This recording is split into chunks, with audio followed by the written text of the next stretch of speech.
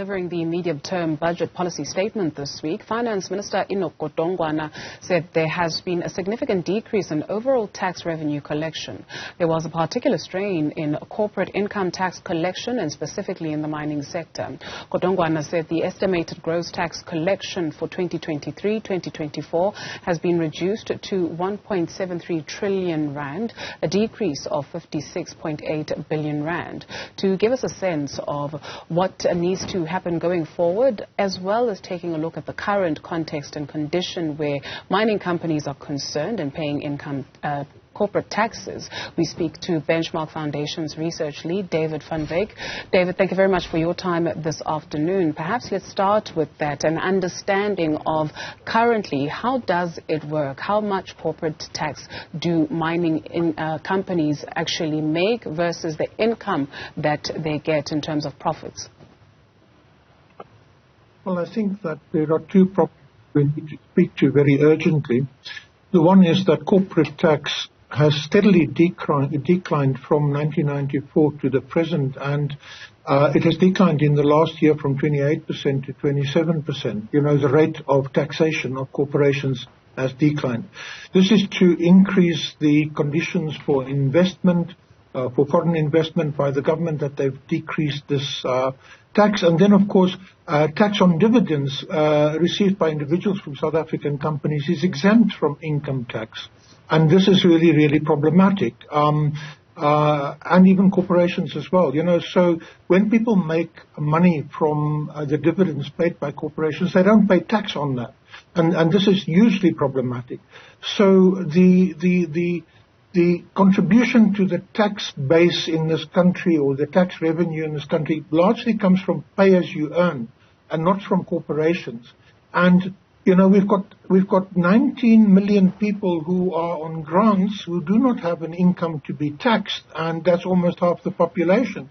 So if you base it on PAYE, on salaries, you are really burdening ordinary South Africans in order to make conditions favorable for large corporations, particularly mining corporations, to invest in this country. But the problem is that mining is in steep decline because minerals are not sustainable and they are not renewable. You know, so we used to be the biggest producer of gold in the world. We are now down to number 5 or 6 in the world. We produce most of the platinum in the world, but you know, we find that the value of our platinum is realized in Britain, it's realized overseas. The value of our gold is also realized outside of the country. We create a lot of jobs outside of the country from the minerals that we produce inside South Africa. So Britain and Germany are among the top 5 platinum exporters in the world, but they don't have a single platinum mine. They are actually exporting South African platinum, you know, and platinum group metals from South Africa. And it's these kinds of issues that we need to begin to look at in this country if we want to address the shrinking revenue base in this country. Apart from the fact that the current very regressive tax system in this country, you know, burdening people who have salaries and wages, actually has given rise to the most unequal society on the planet, and more people falling away into having to get grants from government. You know, we have at the moment Sibanye, Sereti, Anglo, and Glencore all having announced that they're going to make major retrenchments in the next year from their shrinking production, and the production is shrinking simply because we are in a situation where the mineral resources in the country are in decline. Mining itself is in decline. What also contributes to the decline in the mining industry, of course, is the lack of infrastructure maintenance. So, for example, manganese and iron struggle to get to ports where they are exported from simply because the railway system is not coping. But also we are not checking the ore. We export raw ore from the country, and we don't check what is in the content of that ore because it's impossible to do so.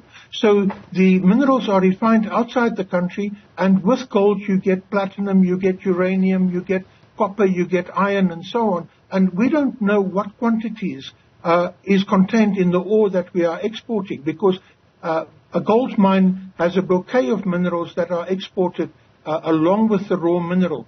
The platinum, the same story, also with other minerals as well. We should not be actually exporting any raw mineral ore. We should insist that the ore gets processed inside the country so that we know what it is that we are actually exporting.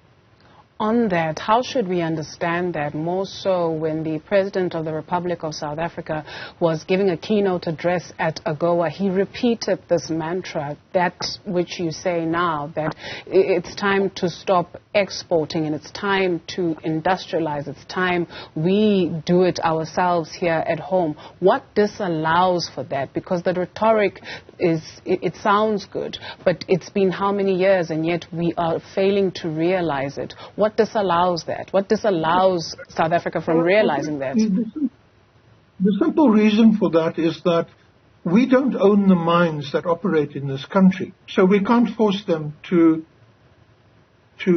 beneficiate inside this country. So we have a real problem because the minerals belong, according to the Minerals Petroleum Resource Development Act, the minerals belong to South Africa.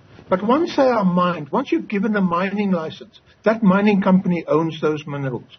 And that mining company evades taxes by sending the minerals to a tax haven address. So basically they sell the minerals to themselves in tax havens, and then they sell the minerals at the global going rate outside of the country. And that in that way, there is massive tax evasion that is taking place by big mining companies. The other thing is, of course, that a mining company will tell you we are in the business of mining. We are not in the business of processing. We are not in the business of manufacturing. So if the country does not own the minerals once they are mined, we can do nothing to stop them from leaving the country in an unprocessed form. If the president wants to be serious about this, he will create a list of strategic minerals, and he will also create a rate at which minerals have to be retained within the country. Let's say a 60-40 rate where 60% are exported, 40% are kept in the country, or something like that. Or he needs to create a central buying agency for minerals in the country where the government buys all the minerals and then exports the minerals or processes the minerals in the country. But so long as, companies listed on the London Stock Exchange, New York Stock Exchange, in Beijing or wherever, those companies will realize the value of our minerals outside of this country. We really need to be far more nationalistic about our minerals. If it's not the thin contribution of corporate taxes, it's the allegations of not so great practices when it comes to labor. You need only think of what happened recently at the Gold One mine. We understand that some of those workers have now been threatened to be fired, where they've even had their access cards taken away, and there's disciplinary processes against them for merely staging a rescue protest to bemoan the fact that they are not able to survive on the monies that they get and the conditions under which they work. You mentioned the shrinking mining sector, and you mentioned the companies that will be retrenching. And so what should we understand when it also comes to the issue of labor practices? Do they fall in line? Well, I think first and foremost, one of the reasons why we can't step out of the minerals economy is because we do not have a demand base in this country of people earning enough money to buy manufactured goods. Mine workers and all other workers earn just enough to survive every month. They can't buy manufactured goods. So no one wants to invest in manufacturing simply because there will be no consumption of what is manufactured inside the country.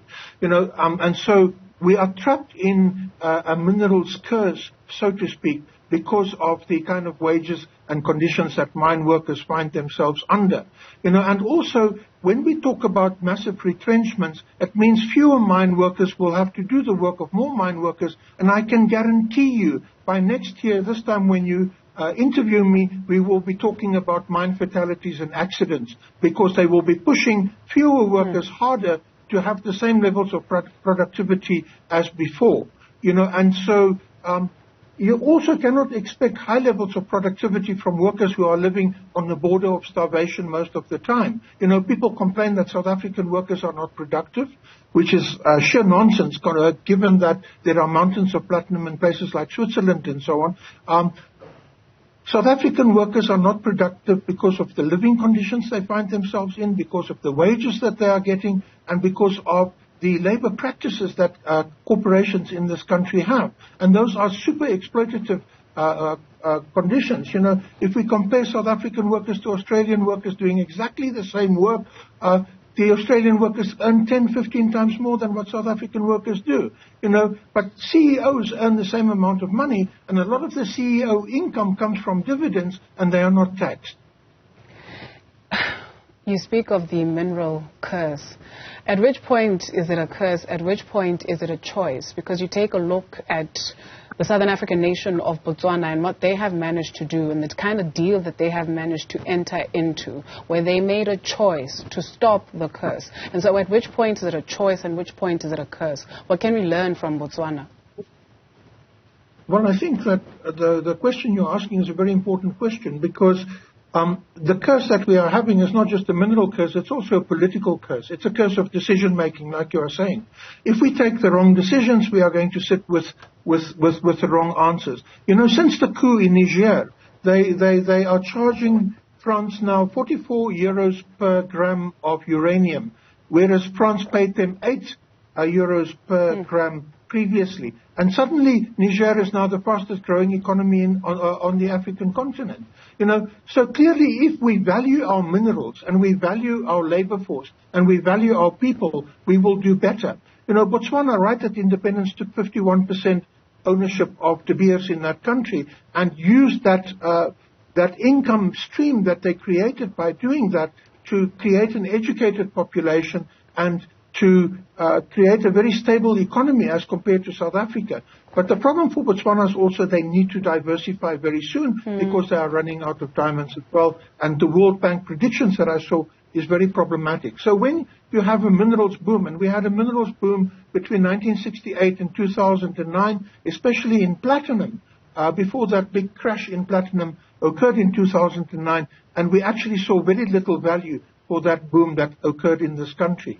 You know, so we need to follow the Norwegian example, we can follow the Botswana example, but we really need to value our minerals better than what we do at the moment.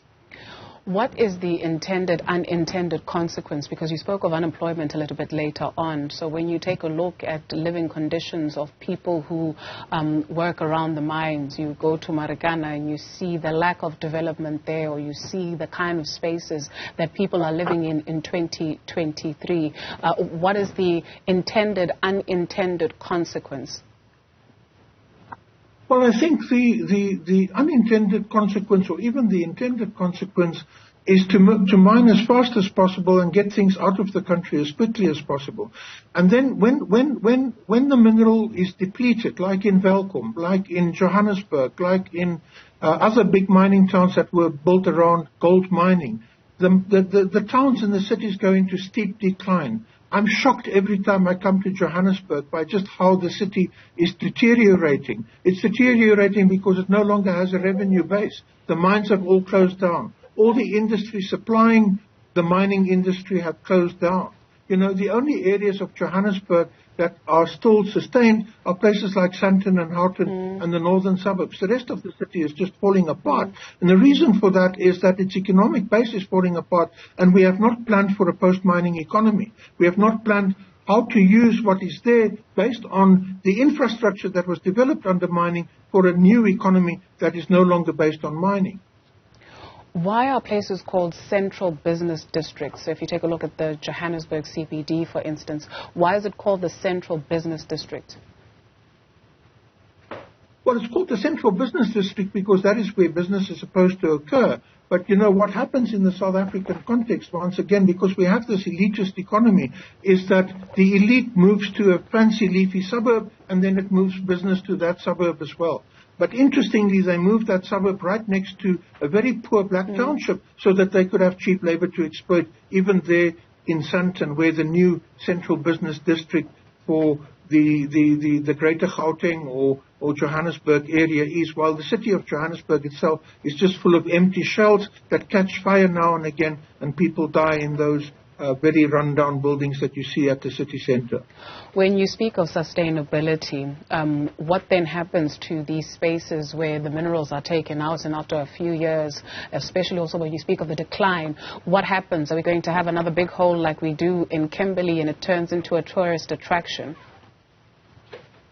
No, it doesn't work like that at all. You know, the thing is that you have a situation where the area gets invaded by what we call illegal mining, or people trying to survival mining. You have then big conflict between local communities who are unemployed and those people going underground as zamazamas. You have a big policing problem. You have a big crime problem.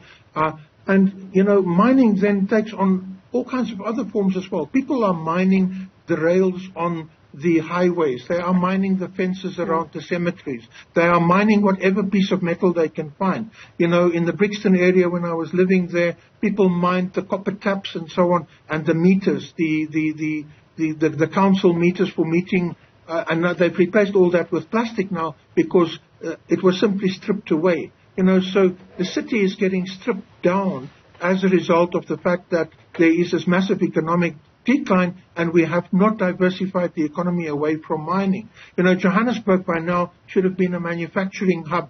It should have been a place where we are manufacturing things beyond mining. But we simply haven't done that because we have not planned. You know, the idea, it seems, was that gold will go on forever, but it gets done, it gets finished, and when it gets finished, what are you going to do? You know, and so mining towns like Johannesburg had incredible infrastructure. All that infrastructure is now falling apart because we cannot sustain it because there's no economy on which to sustain it. You cannot run an economy without an economic base. At which point is it a curse? At which point is it a choice? Thank you very much, David van Wyk, Benchmarks Foundation lead researcher.